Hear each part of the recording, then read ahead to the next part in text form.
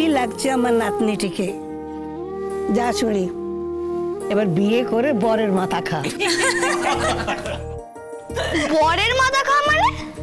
মা তো আমায় মাছের মাথা খাওয়ায়, বরের মাথা কেউ খায় নাকি? খায় বাবা, খায়। এই যে তোমার মা এতগুলো বছর ধরে আমার মাথাটা যেমন চিবিয়ে চিবিয়ে খাচ্ছে, আমার মনে হয় তোমার মায়ের কাছে আমার মাথাটা ভীষণ ক্রাঞ্চি এবং টেস্টি। এই শোনো, এসব কথা একদম বলবে না তুমি। কি হচ্ছে কি? বাচ্চার সামনে কি সব ভাষা শেখাচ্ছিস ওকে? বাবা, তুমি এসব বড় হলে বুঝতে পারবে। আগে বাড়িতে বউ আসুক, তাহলেই বুঝতে পারবে যে বরের মাথা কি করে চেবানো যায়। কুমার, তুই কিন্তু ভীষণ বকা খাবি। কি হয়েছে? কি করেছে কুমার? দেখ না, বাচ্চার সামনে কুমার কি সব বাজে বাজে কথা বলছে। কি হচ্ছে কুমার? কি শেখাচ্ছ তুমি? না না বৌদি, আসলে ওই মা তিথিকে বলছিল যে সুন্দর করে সেজে শ্বশুর বাড়িতে গিয়ে বরের মাথা খাওয়ার কথা। তখন বোধে জিজ্ঞেস করছে যে বরের মাথা খাওয়ার কেসটা কি। আমি তখন বললাম বাড়িতে আগে বউ আসুক, তারপরে বুঝতে পারবি।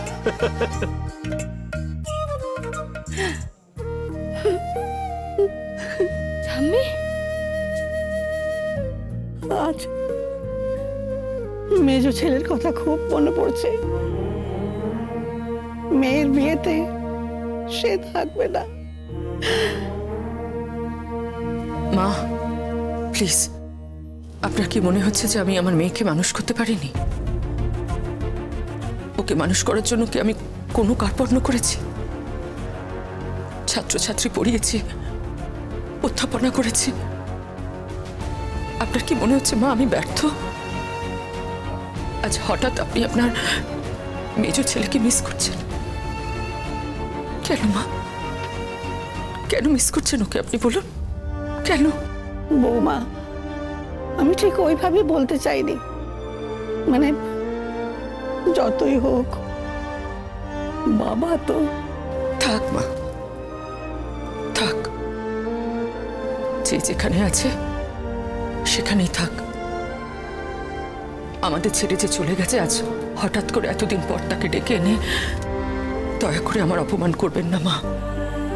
প্লিজ এভাবে আমাকে অসম্মান করবেন না। দেখুন তো, আজকের দিনে আমার মেয়েটার চোখে জল চলে এলো। না মা, আমি ওই লোকটার কথা ভেবে কাঁদিনি, আমি তোমার কথা ভেবে। চুপ।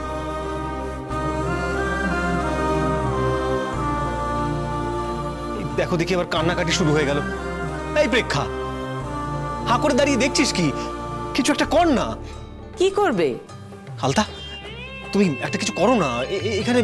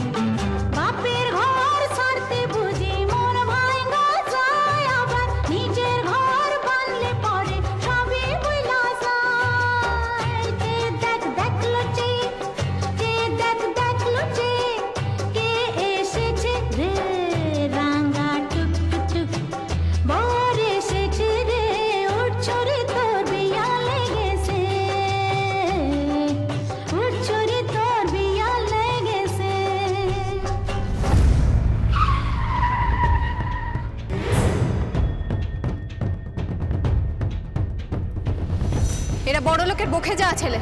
এরা কি বোঝে মহিলাদের সম্মান আর মানুষের প্রাণের দাম? যাও এখান থেকে চলে যাও। এর যেন শাস্তি হয়, এটা দেখবেন উকিল ম্যাডাম।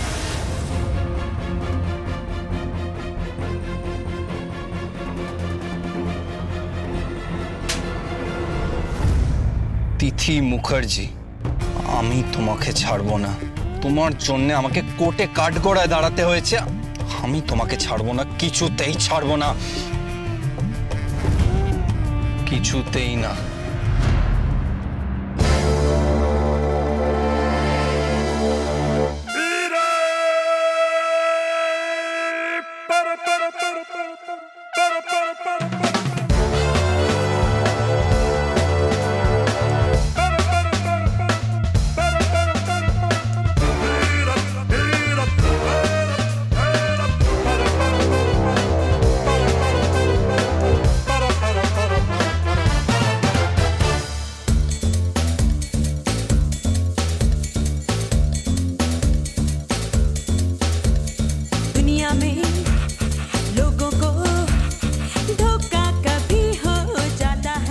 এরা বড় লোকের বকে যাওয়া ছেলে।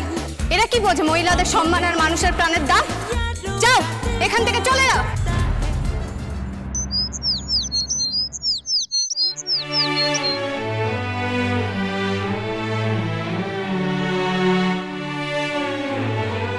দি ভাই, আমি মায়ের ওষুধটা নিয়ে আসছি।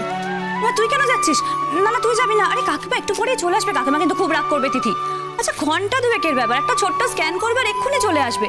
রিপোর্টটা তো ডাক্তারকে দেখাতে হবে। ঠিক আছে, তা না হয় আমি রিপোর্টটা নিয়ে যাবো ডাক্তারের কাছে। আমি এখন আসছি। না তুই যাবি না, একটু পরেই তোকে মেহেন্দি পরাতে আসবে। আমি মেহেন্দি টেহেন্দি করতে পারবো না, আমার ভালো লাগছে না। মেহেন্দি আমরাও করে দিতে পারি।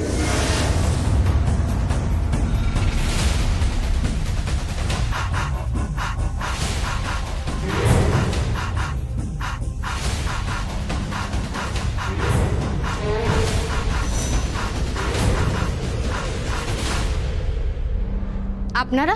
আমি মন্দার, রুদ্রিকের মেসমশাই।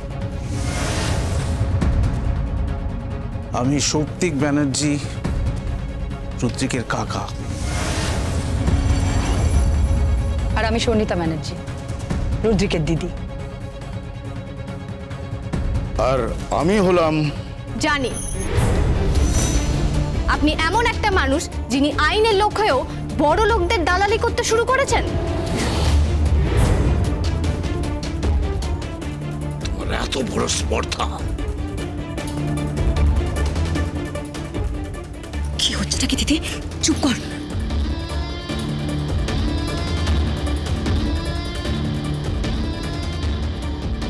আপনারা আপনারা প্লিজ এখান থেকে যান। যাবার জন্য তো এখানে আসিনি। আমরা ওকে বোঝাতে এসেছি যে আমাদের ছেলের 6 মাসের জেল হতে পারে। উকিল বাবু, আপনি বলুন রুদ্রিকের এগেইনস্টে কি কি সেকশন লাগতে পারে? আমি জানি আইপিসির কোন কোন ধারায় রুদ্রিক ব্যানার্জির মতো মাতাল লম্পট বোহেমিয়ান ছেলের নামে মামলা রুজু হয়েছে। কিন্তু আপনাদের নামেও কি কি কেস রুজু হতে পারে আপনি বুঝতে পারছেন? এক্ষুনি এখান থেকে চলে যান, না হলে আমি কিন্তু থানায় ফোন করতে বাধ্য হব।